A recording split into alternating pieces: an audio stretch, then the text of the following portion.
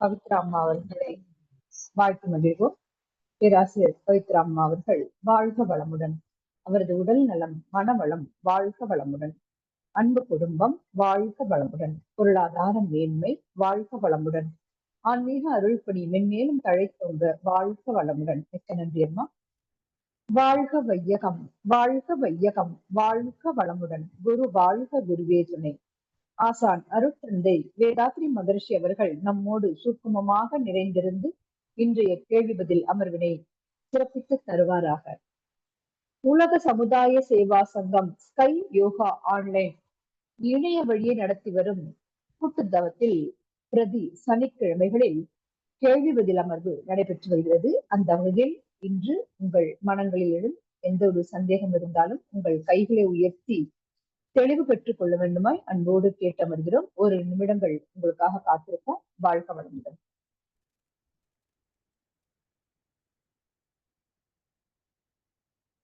நீங்க hand rice பண்ணலாம். Hand rice பண்ணா எனக்கு யாரு கொஸ்டின் கேட்குறீங்கன்னு புரியும்.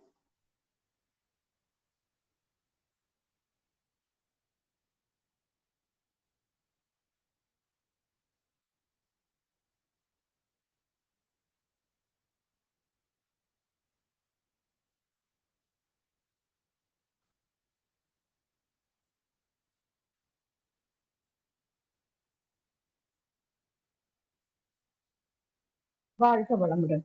யாருக்கும் எந்த சந்தேகமும் இல்லைன்னு நினைக்கிறேன்.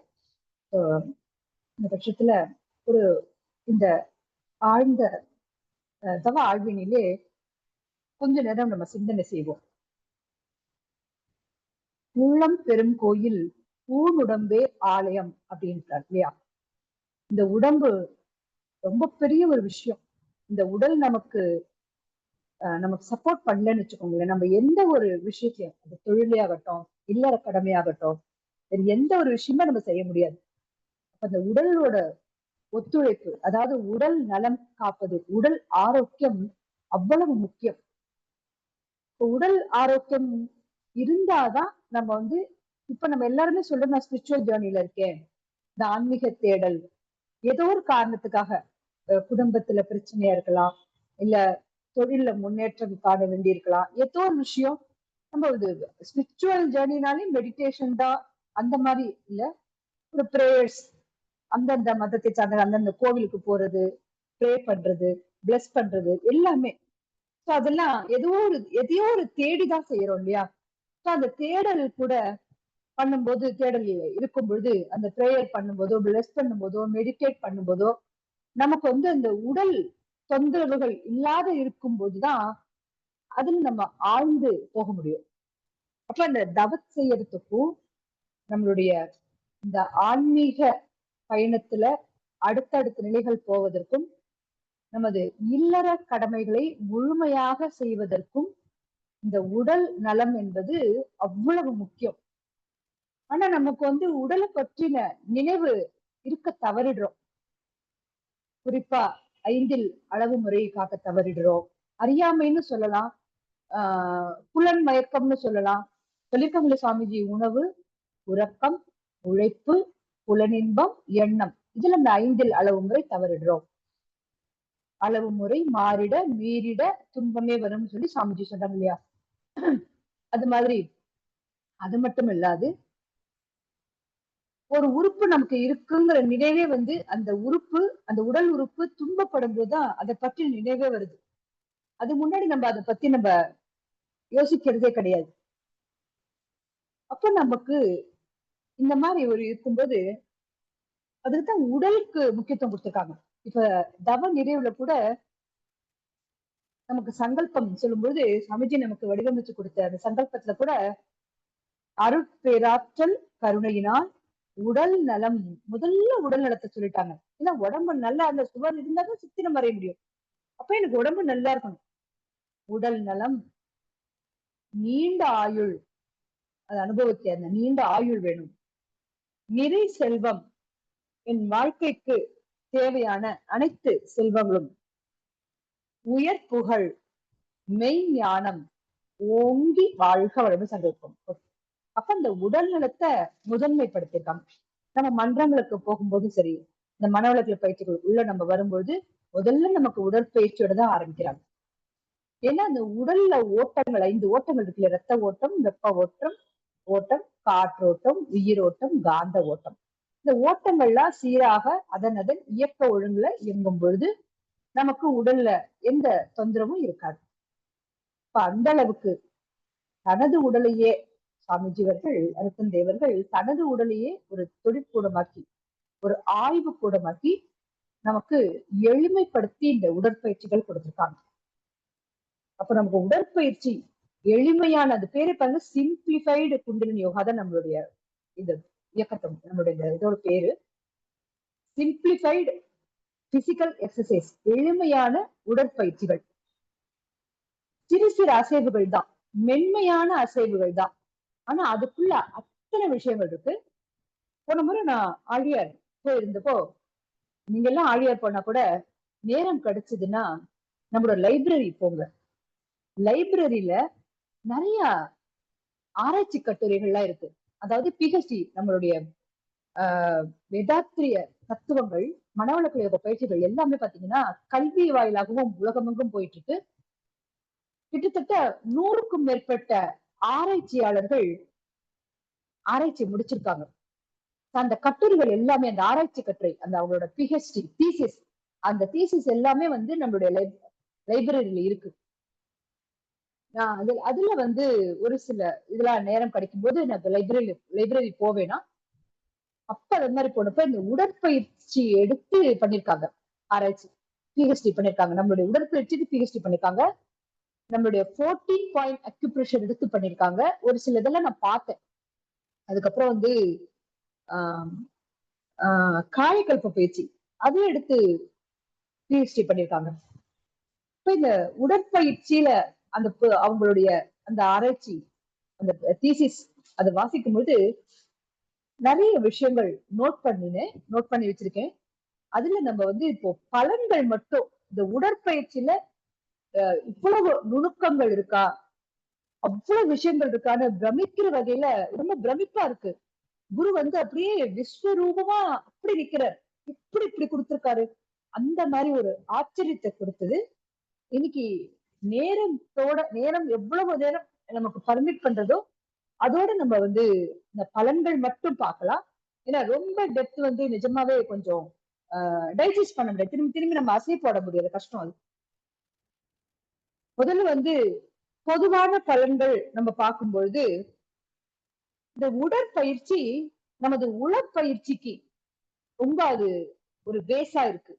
உடல் ஆரோக்கியமாக, உடல் இலகுவாக, அந்த தளர்வோடு அது இருக்கும்போதுதான் நம்ம உட்கார்ந்து உடற்பயிற்சி செய்ய முடியும். உடற்பயிற்சிங்கிறது தவம் செய்ய முடியும். அந்த அளவுக்கு நமக்கு உடற்பயிற்சி மனது தவம் செய்வதற்கு உடல் தயாராகும். ஏன்னா தவம் செய்ய உட்கார்ந்துட்டு நமக்கு உடல் கால் வலிக்கிறதோ வேற ஏதாவது போகும்போது மனம் அங்கதான் போகும் இல்லையா? எங்க மனம் போறதோ அங்க உயிராற்றல் குவியறது. அப்ப நம்ம வந்து நம்ம உயிர் சக்தியை தானே மேல் எழுப்பி நம்ம தவம் பண்றோம். விஷயம் எடுத்தவங்க எல்லாருக்கும் இது தெரிஞ்சிருக்கும்.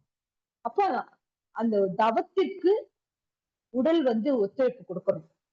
அது நமக்கு உடற்பயிற்சிக்கு முன்னாடி இந்த உடற்பயிற்சி நம்ம செய்யணும். உடல் வந்து செம்மையாக இருந்தால்தான் மனமும் வளத்தோடு இருக்கும். உடல் நலம் குன்றினால், உடல்ல பிரச்சனை இருந்ததுன்னா அது மனதை ரொம்ப தொய்வடைய செய்யும். மனம் ரொம்ப சோர்வடைஞ்சிடும்.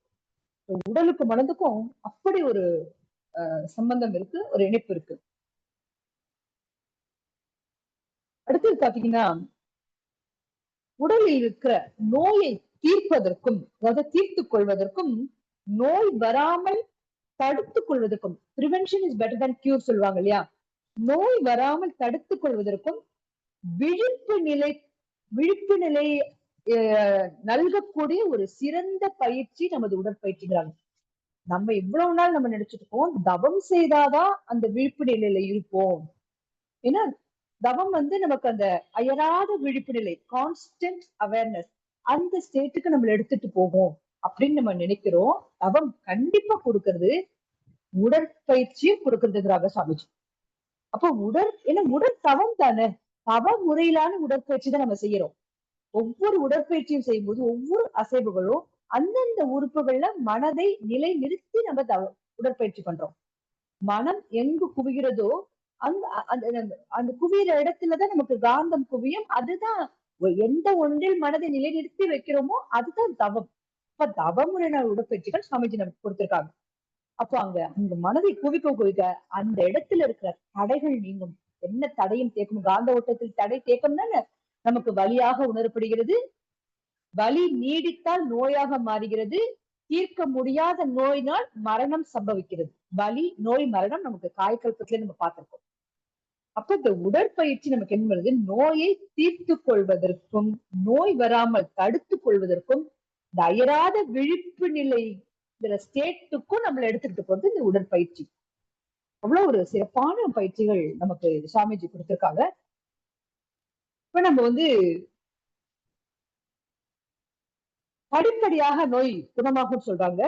நாளமில்லா சுரப்பிகள் நல்ல இயக்கத்துக்கு வருது. நமக்கு தெரியும் ஒவ்வொரு சுரப்பி உடல்லையே நமக்கு பிரதானமாக நமக்கு மூலாதாரத்திலேருந்து அந்த சக்கரா ஒவ்வொரு சக்கரசுமே எல்லாமே பாத்தீங்கன்னா எண்டோகிரைன் கிளான்ஸ் தான் இல்லையா? சயின்டிபிக்கா எண்டோகிரைன் கிளான்ஸ். அந்த நாளமில்லா சுரப்பிகள் எல்லாம் அதோட இயக்கம் சீரடைவதால் உடல் நலத்தோடு மனவளமும் காக்கப்படுகிறது, உயர்வு அடைகிறது அப்படிங்கிறாங்க. இதனால என்ன ஆகுதப்போ எல்லா சக்கராசோ அதாவது எல்லா கிளான்ஸ் எல்லாம் அந்த இயக்கம் சீராக இருந்ததுன்னா நமக்கு நோய்கள் எது இருந்தாலும் படிப்படியாக விலகும், குணமடைய ஆரம்பிக்கும். இது மட்டும் இல்லாம நமக்கு உடல்ல நோய் எதிர்ப்பு ஆற்றல் கூடுகிறதுங்கிறாங்க. அந்த இம்யூனிட்டி நம்ம எனர்ஜி லெவல் குறைவா இருக்கிறது தானே. ஒருத்தருக்கு சளி பிடிச்சா உடனே கூட இருக்கிறவங்களுக்கு வந்துருது. அதே நல்ல எனர்ஜெட்டிக்கா நல்ல இம்யூன் சிஸ்டம் எல்லாம் ஸ்ட்ராங்கா இருக்கிறவங்களுக்கு அது வர்றது கிடையாது, சளி பிடிக்கிறது கிடையாது. அப்ப நம்ம அந்த இம்யூன் சிஸ்டம் நோய் எதிர்ப்பாற்றல் நமக்கு கூடுகிறது. கடுமையான நோய்கள் அதிகம் மீறி நமக்கு கர்ம வினைன்னு இருக்கு. ஒரு நோய் வந்தா கூட அது தீவிரம் அடையாமல் நம்மளால் நம்ம அந்த உடற்பயிற்சிகள் காய்கல்பம் செய்வதன் மூலம் தடுத்து கொள்ள முடியும் அப்படிங்கிறாங்க. அடுத்தது நமது உடற்பயிற்சிகள் எல்லா பருவநிலைக்கும் ஏற்றது. ஒரு மழை வந்துருச்சு கொஞ்ச நாள் பயிற்சி செய்யக்கூடாது அப்படிலாம் கிடையாது. அண்டார்டிகால போனாலும் இந்த பயிற்சிகள் செய்யலாம். அங்க இருக்கிற கிளைமேட் சீதோஷ நிலை இந்த உடல் சூடுக்கு தகுந்த மாதிரி சமன்படுத்தி உடல் சூட்டை சமன்படுத்தி கொடுக்கும். அந்த சூழ்நிலையிலும் நம்மளால சர்வே பண்ண முடியும், இருக்க முடியும். எல்லா சீதோஷ நிலைக்கு ஏற்றவாறு நமக்கு பயிற்சிகள் செய்யலாம். அதுக்கு அடுத்தது எல்லா தலைமுறைகளாலும் செய்யக்கூடிய வகையில பயிற்சி கொடுத்திருக்காங்க. எனக்கு 60 வயசு ஆயிடுத்து, 70 வயசு ஆயிடுத்து, இந்த பயிற்சிகள் செய்ய முடியாது அதெல்லாம் கிடையாது. எல்லாருமே இந்த பயிற்சிகள் செய்யலாம். அதுக்கு அடுத்தது பாத்தீங்கன்னா அதாவது எப்படி சொன்னாங்க சாமிஜி? 8 வயது முதல் 80 வயது வரை செய்யலாங்கிறாங்க. சாமிஜி எப்போ இருந்தாங்க? அவர் ஆஹ் இறைநிலை அடைவதற்கு முன்பு வரை செய்திருக்காங்க பயிற்சி. அது வரைக்கும் செய்திருக்காங்க. அப்ப எந்த அளவுக்கு அந்த செய்ய அந்த உடல் அவ்வளவு தூய்மை பெற்றது. அவருடைய டெஸ்ட் எல்லாம் எடுக்கும் பொழுது டாக்டர்ஸ் எல்லாம் ரொம்ப ஆச்சரியப்பட்டாங்களாம். கேஜி ஹாஸ்பிட்டல்ல தான் அவங்கள லாஸ்ட்ல இருந்தது. அவ்வளவு ஆச்சரியப்பட்டாங்களாம். இவர் ஒரு இது கூட இல்ல. அந்த ஸ்மெல் அந்த ஏஜ் ஆனா ஒரு ஸ்மெல் வரும். அதெல்லாம் எதுவுமே இல்லையா? அவ்வளவு டிவைனா அவ்வளவு நல்லா இருந்ததா. அந்த அளவுக்கு அவர் மகான் தான். ஆனா மனிதராக பிறந்து மாமனிதனாக உயர்ந்து மகானாக ஒரு குருவாக மகானாக வாழ்ந்து காட்டியவர் நமக்கு இல்லையா? ஆசிரியர் வழிகாட்டுபவர், குருமார்கள் வாழ்ந்து காட்டுபவர்கள். இந்த மாதிரி வாழ்ந்து காட்டியிருக்காங்க. அப்ப சாதாரண மனிதனும் அந்த உயர்ந்த நிலைக்கு போக முடியும்னு வாழ்ந்திருக்காங்க. இப்ப நாமளும் அந்த மாதிரி பயிற்சிகள் செய்யும்போது நம்மாலும் அந்த நிலைக்கு போக கண்டிப்பா முடியும். என்னால முடியுமா அப்படிங்கிறது வேண்டாம், முயற்சி செய்துக்கிட்டே இருக்கலாம். சரிங்களா? ரைட். அடுத்தது பாத்தீங்கன்னா சிறுவர்கள் அதாவது பள்ளி மாணவ மாணவியர் இந்த பயிற்சிகள் உடற்பயிற்சி எடுத்து செய்தாங்கன்னா அவர்களுக்கு நினைவு திறன் ஓங்குகிறது அப்படிங்கிறாங்க. ஏன்னா ரத்த ஓட்டம், வெப்ப ஓட்டம், காற்று ஓட்டம் சீராக பாயும்போது உடல் முழுக்க அந்த எனர்ஜி பாஸ் ஆகிறது. எல்லா செல்களுக்கும் நமக்கு ஆற்றல் சீராக பரவுவது மூலம் மூளை செல்கள் சுறுசுறுப்படைகிறது. டார்மெண்டா செல்ஸ் எல்லாம் கூட ஆக்டிவேஷன் வருது. அப்போ நல்ல அவங்களுக்கு நினைவு திறன் நல்லா இருக்கு. ஒரு மணி நேரம் படிக்க வேண்டியதை ஒரு அரை மணி நேரம் 3/4 மணி நேரம் படிக்கும் போதே நல்லா உள்வாங்க முடியுது. மனதுல நிக்கிறது அவங்களுக்கு. படிக்கணுமே அப்படின்னு இல்லாம அந்த ஆர்வத்தோட படிப்பாங்க. அந்த அளவுக்கு அவங்களுக்கு அது மட்டும் இல்லாம உடல் வந்து சுறுசுறுப்பாக இருக்கும். அப்ப அந்த அந்த படித்து ஒரு அரை மணி நேரம் 1 மணி நேரம் ஒர்க் பண்ணுங்கிறது, ஒர்க் பண்ணி அந்த 1 ஹவர் கழிச்சு ஒரு டயர்ட்ஸம், ஒரு களைப்பு இருக்காது உங்களுக்கு. ஏன்னா உடற்பயிற்சி தொடர்ந்து செய்யும் பொழுது அந்த உடல் எப்போதுமே சுறுசுறுப்பாக இருக்கும், ஆற்றலோட இருக்கும்.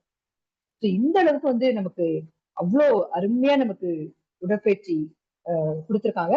இப்போ இன்னைக்கு வந்து மணி 7:15 ஆயிடுச்சு. ஒரு 10 மினிட்ஸ் ஒரு எடுத்துக்கிறேன்னா, வாய்ப்பு கிடைக்கும் போதெல்லாம் ஒரு நாளா ஒரு பயிற்சி பார்க்கலாம். பலன்கள் மட்டும்தான் நம்ம இன்னைக்கு பார்க்க போறோம். அதுல வந்து நமக்கு 9 கட்ட உடற்பயிற்சிகள் சுவாமிஜி கொடுத்திருக்காங்க. கைப்பயிற்சி, கால் பயிற்சி, நரம்பு தசைநார் மூச்சு பயிற்சி, கண் பயிற்சி, கபாலபதி, மக்கராசனம், உடம்பை தேய்த்துட massage technique, acupressure 14 points acupressure points, உடம்பை தளர விடுதல் ஓய்வு தரும் பயிற்சி, அதாவது ரிலாக்ஸேஷன். 9 கட்ட பயிற்சிகள் சுவாமிஜி கொடுத்திருக்காங்க. அதுல இன்னைக்கு வந்து இப்போ கைப்பயிற்சி மட்டும் எடுத்துக்கலாம். கொஞ்சம் டீட்டெயிலா அதோட பெனிஃபிட்ஸ் பார்க்கலாம். ஒரு ஒரு நிலையா பார்க்கலாம். நின்ற நிலை, நம்ம ஃபர்ஸ்ட் நம்ம நின்ற நிலையில 2 பாதங்களுக்கு இடையில அரை அடி வச்சுக்கிறோம், கேப் விட்டுறோம். அப்ப வந்து அது அரை அடி அந்த கேப் விட்டு அந்த 11 மாதிரி நிக்கணும்னு சொல்லுவாங்க. அது பண்ணும்போது உடலுக்கு ஒரு தளர்வு கிடைக்குதாம். உடல் தளர்வு என்னங்க? பிளெக்சிபிலிட்டி. பாடியில பிளெக்சிபிலிட்டி, ரிஜிடா இருக்கும். நம்ம வந்து உடல் அசைந்து கெட்டது மனம், அசையாமல் கெட்டது உடல், இல்லையா? அப்ப அசையாமல் உடலை அசைக்காத இருக்கும்போது அந்த பாடியில ஒரு டைட்னஸ் இருக்கும், ஒரு ரிஜிடா இருக்கும். அப்ப இந்த முதல் பயிற்சியிலேயே அந்த 11 ஷேப்ல நிற்கும் பொழுதே நமக்கு வந்து அந்த உடல் இந்த பாதத்துல இருந்து என்ன அந்த அது பாத்தீங்கன்னா 2 கால் அப்படி நிற்கும்போது நமக்கு வந்து அங்கேயே நம்ம வந்து பூமியிலிருந்து வரக்கூடிய அந்த ஆற்றலை ரிசீவ் பண்ண ஆரம்பிச்சிருமா. அது மூலாதாரம் நிலத்துக்கான மையம். நிலம் வந்து பூமிக்கு, இந்த பூமியை தான் சொல்றாங்க சுவாமிஜி பஞ்சபூத நகரத்துல. அதுக்கு ஈர்ப்பு அதிகமாகும். அப்ப இந்த பூமியில இருக்கிற ஆற்றலை அது ஈர்த்து கொள்ளுமா. இது வந்து ஃபர்ஸ்ட் ஜஸ்ட் நிக்கிறதுல மட்டும். அதுக்கப்புறம் என்னன்னா இந்த இரநீர் இருக்கும் போது ஈர்ப்பு சொன்னேன் இல்லையா, அது வந்து என்ன ஆகும், அடுத்தது உடல் முழுவதும் அந்த அரடி நிற்கும் போதுதான் முழு உடலும் சமநிலையில் இருக்குமா. ஒரு சைடா அப்படிலாம் இல்லாம அது ஸ்ட்ரெயின் ஆகாம இருக்கும். கால்கள் வந்து அந்த ஊனி நிற்கும் போது அந்த காலுக்கு அந்த உறுதி தன்மை கிடைக்கும் அப்படிங்கிறாங்க. அவ்வளவு அழகா. கண்டிப்பா எல்லாரும் லைப்ரரி போனீங்கன்னா நிச்சயமா பாருங்க, அவ்வளவு விஷயங்கள் நமக்கு கிடைக்கிறது. அந்த கால்கள் வந்து ஸ்ட்ராங் ஆகுது அப்படிங்கிறாங்க. இது மட்டும் இல்லாம உடல் நின்ற நிலையில நம்ம நினைக்கிறோம் காலுக்கு தான் வலு வேணும் அப்படின்னு நினைக்கிறோம். இல்ல, அந்த சாக்ரம் போன் அந்த அது கூட வந்து ஸ்ட்ரென்தன் ஆகுது. அந்த பேக் போன் பின்னாடி நமக்கு ஸ்பைனல் கார்டு அது எல்லாம் இருக்குங்களா, அந்த இடுப்பு எலும்பு குருத்தெலும்பு எல்லாம் சொல்லுவாங்க, அதெல்லாம் வந்து பலம் பெறுகிறது அப்படிங்கிறாங்க. அப்ப கைப்பயிற்சியின் முதல் நிலையிலேயே கால்கள் இடுப்புல இருந்து கால் வரைக்கும் எலும்புகள் தசைகள் எல்லாமே பலம் பெறுகிறதுங்கிறாங்க. அது மட்டும் இல்லாம உடலில் உள்ள சக்திகள் சமநிலையில் அந்த நிலைத்தன்மை அது வந்து பராமரிக்கப்படுது அப்படிங்கிறாங்க. உடம்புல பாத்தீங்கன்னா சுமார் 600 தசைகள் இருக்கிறதா சொல்றாங்க. இது சயின்ஸ் ஆய்வு சொல்றாங்க. இப்ப நம்ம பயிற்சிகள் செய்யும் போது முதுகெலும்பை பலப்படுத்துகிறதுன்னு பார்த்தோம். அது உடல் சமநிலையே இருக்கிறது.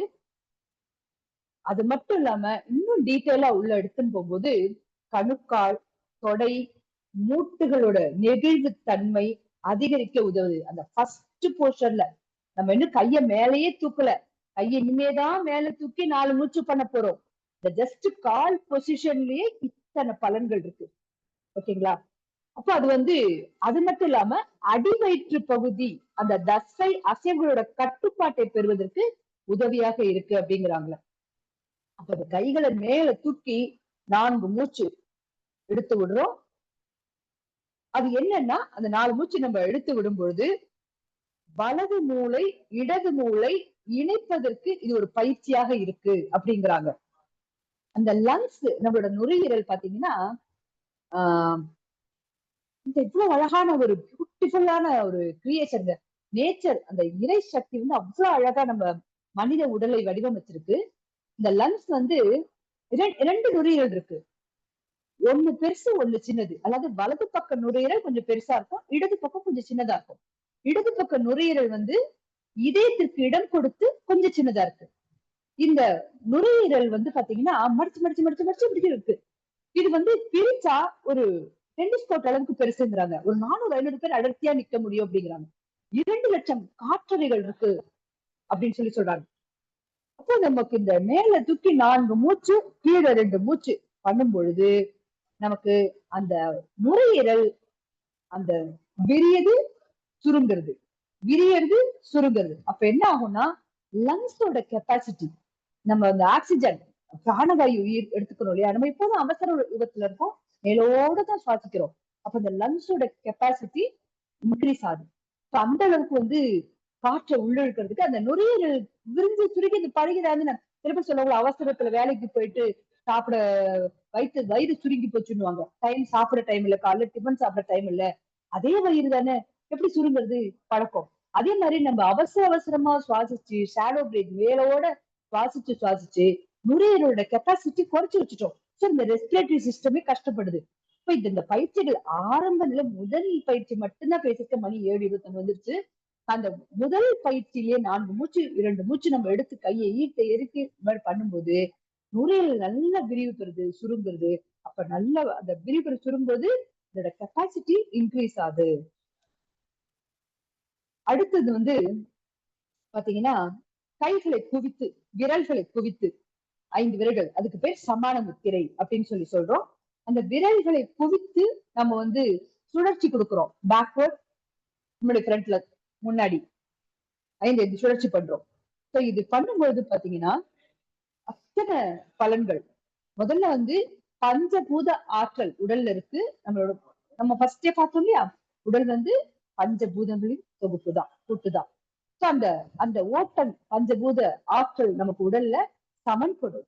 எப்படி சமன்படும்? நமக்கு சுவாமிஜி பஞ்சபூத நோகத்தை சொல்றாங்க. 72% நீர், 28 நிலம் சொல்றோம் இல்லையா, 28 நிலம் கிடையாது, அதுக்குள்ள காற்று, நெருப்பு, ஆகாயம் எல்லாம் அடக்கம். அண்டத்தில் உள்ளது பிண்டம், பிண்டத்தில் உள்ளது அண்டம்.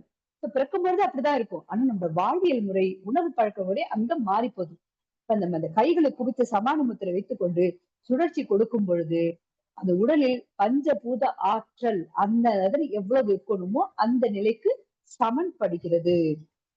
அடுத்தது வந்து பாத்தீங்கன்னா இதுல வந்து ஐம்பூதங்களுக்கும் விளக்கம் கொடுத்திருக்காங்க. இன்னைக்கு எவ்வளவு முடியுதோ நான் அவ்வளவு கவர் பண்றேன். என்னைக்கெல்லாம் வாய்ப்பு கிடைக்குதோ நம்ம இதை கண்டினியூ பண்ணலாம். சோ ஐம்பூதங்களுக்கும் விளக்கம் கொடுக்குறாங்க. பிருத்திவி நிலம் வந்து நமக்கு தெரியும், நமக்கு போன், பிளஷ், நம்மளுடைய தோல், நரம்புகள், தலைமுடி, இதெல்லாம் வந்து நிலத்துக்கு, நம்ம உடல்ல உறுப்புகள் நிலத்தோடு தொடர்புடையது. உடல்ல வெளியில நிலம்னு சொல்றோம், உள்ளுக்குள்ள இது மாதிரி இருக்கு, கெட்டியா இருக்கிறது. நீர், நம்மளுடைய சலைவா, யூரின், பிளட், இதெல்லாம் மேரோ, இதெல்லாம் நமக்கு நீராக உடல்ல அந்த நீர்பூதமாக இருக்கு. நீர்பூதம் இந்த வடிவங்கள்ல இருக்கு. அடுத்தது காற்று. இது பாத்தீங்கன்னா நமக்கு தெரியும், உடல்ல வந்து நமக்குள்ள பிராணவண்ணம் தசவாயுக்கள் ஓடுது, சரிங்களா? தசவாயுக்கள் உடல்ல ஓடிட்டு இருக்கு, அதான் காற்றா இருக்கு. அடுத்தது பாத்தீங்கன்னா ஃபயர், அது மிஸ் பண்ணிட்டேன், சாரி. அடுத்தது வந்து நெருப்பு. அது நெருப்பு வந்து அது என்னெல்லாம் உணர்வுகளை கொடுக்குது, நமக்கு உடல் சூடு தெரியும் நமக்கு. அது பார்க்கும்போது அந்த நெருப்பு பூதம் அதோட பங்கு என்னெல்லாம் இருக்கும்போது நல்ல பசி, அது அந்த நெருப்பு பூதத்தோட பங்குதான், பனிதான். தாகம், பயம், தூக்கம், ஒரு களைப்பு, இதெல்லாம் அந்த நெருப்பு பூதத்தோட தொடர்புடைய அதோட இதுதான்.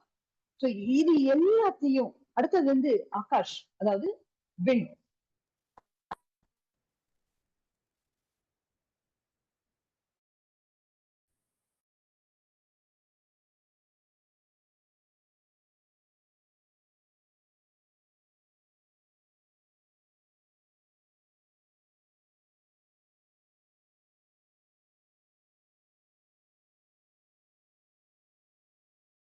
நம்ம படிச்சிருக்கோம்.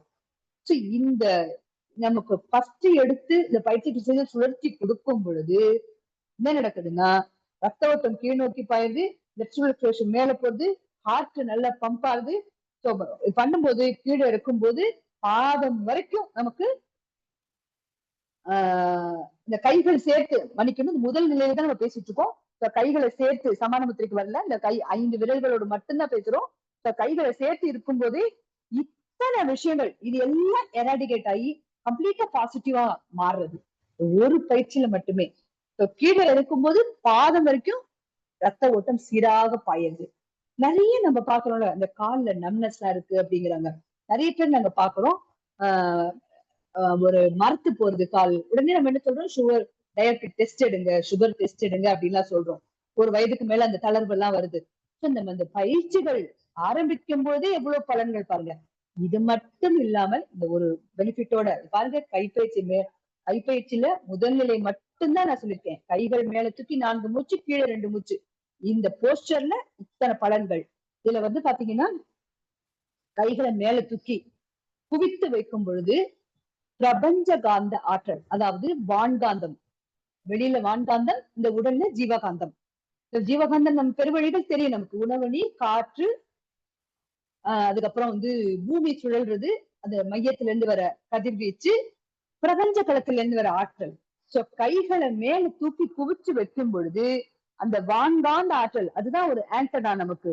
வான்காந்த ஆற்றல் நமக்கு நம்ம ரிசீவ் பண்ண ஆரம்பிச்சிடும். முதல் பயிற்சி கைப்பயிற்சி, முதல் நிலை பயிற்சியில மட்டும் இத்தனை பலன்கள் இருக்கு. இந்த ஒரு பயிற்சியில மட்டும்தான் நான் பேசியிருக்கேன்.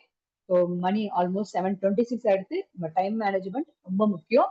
அதனால வந்து எப்பெல்லாம் வாய்ப்பு கிடைக்கிறதோ, வாய்ப்பு கிடைக்கும் போது நான் அடுத்தடுத்த பயிற்சிகளோட விளக்கங்கள் எனக்கு என்னெல்லாம் நான் சேகரிச்சு வச்சிருக்கேனோ கண்டிப்பா அவங்க எல்லாருக்கூடயும் ஷேர் பண்றேன். இதோட நோக்கம் வந்து நம்ம இன்னும் அனுபவிச்சு பயிற்சி பண்ணணும், விடாத நம்ம தொடர்ந்து உடற்பயிற்சி செய்யணும் அப்படிங்கிறதுக்காக தான் இது இன்னைக்கு உங்க எல்லாருக்கூடயும் ஷேர் பண்ணிக்கணும்னு நினைச்சேன். அந்த அபரிமிதமான பலன்கள் நமக்கு கொடுக்கக்கூடிய ரொம்ப எளிமையான இந்த உடற்பயிற்சிகளை தொடர்ந்து விடாது நாம செய்து பலன் பெறுவோம். இன்னும் அடுத்த பயிற்சி, அடுத்த பயிற்சிகள் எப்போ வாய்ப்பு கிடைக்கும் போது கண்டிப்பா அதோட விளக்கங்கள், அதோட அதாவது பலன்கள் தான் நம்ம பார்த்துக்கிட்டு இருக்கோம். பலன்கள் வந்து கண்டிப்பா உங்க எல்லாருடையும் ஷேர் பண்ணிக்கிறேன். இந்த இதோடு நான் வந்து நிறைவு செய்துக்கிறேன். அனைவருக்கும் நன்றி. வாழ்க வளமுடன். நன்றி பவித்ராம்மா. வாழ்க வளமுடன். வாழ்க வளமுடன் அம்மா. மிகவும் அருமையான சிந்தனை அம்மா. அனைவருக்கும் பயனுள்ளதாக இருக்கும். அனைவரும் உடற்பயிற்சி செய்து மகரிஷியின் கனவாக நாம் தினந்தோறும் உடற்பயிற்சி செய்வோம். பேராசிரியர் அருள்நிதி ரேவதி சிவகுமார் அம்மா அவர்களும் அவர் தம் அன்பு குடும்பமும் அருட்பேராற்றல் கருணையினால் உடல் நலம், நீலாயுள், நிறைச்செல்வம், உயர்ப்புகள், மெய்ஞானம் ஓங்கி வாழ்க வளமுடன். ஆன்லைன் மெடிடேஷன் தினசரி நிகழ்வுகள் பற்றிய அறிவிப்புகள் காலை 5:30 தவம் தொடர்ந்து 6 மணி வீடியோ மற்றும் ஆடியோவில் உடற்பயிற்சி இடம்பெறும். அதை பார்த்து கொண்டே நாம் பயிற்சி செய்யலாம்.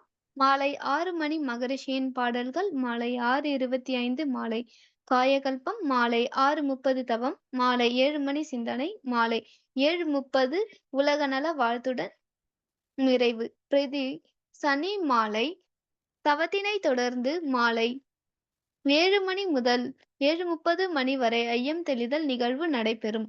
பிரதி ஞாயிறு மாலை 7 மணி முதல் 7:30 மணி வரை சிறப்பு சிந்தனை நடைபெறும். உலக நல வாழ்த்து. உலகமெல்லாம் பருவமழை ஒத்தபடி பெய்யட்டும். உழவரெல்லாம் தானியத்தை உவப்புடனே பெருக்கட்டும். பல தொழில்கள் புரிகின்ற பாட்டாளி உயரட்டும். பகுத்துணர்வில் தொகுத்துணர்வு பண்பாட்டை உயர்த்தட்டும். கலகங்கள் போட்டிப்பகை கடந்தாட்சி நடக்கட்டும். கல்லாமை கடன் வறுமை கலங்கங்கள் மறையட்டும். நலவாழ்வை அளிக்கும் மெய் ஞான ஒளி வீசட்டும். நம் கடமை அறவாழ்வின் நாட்டத்தே சிறக்கட்டும். நம் கடமை அறவாழ்வின் நாட்டத்தே சிறக்கட்டும். நம் கடமை அறவாழ்வின் நாட்டத்தே சிறக்கட்டும். வாழ்க வளமுடன். மனமகிழ்வோடு இன்றைய நிகழ்வினை நிறைவு செய்து கொள்வோம். வாழ்க வளமுடன். வாழ்க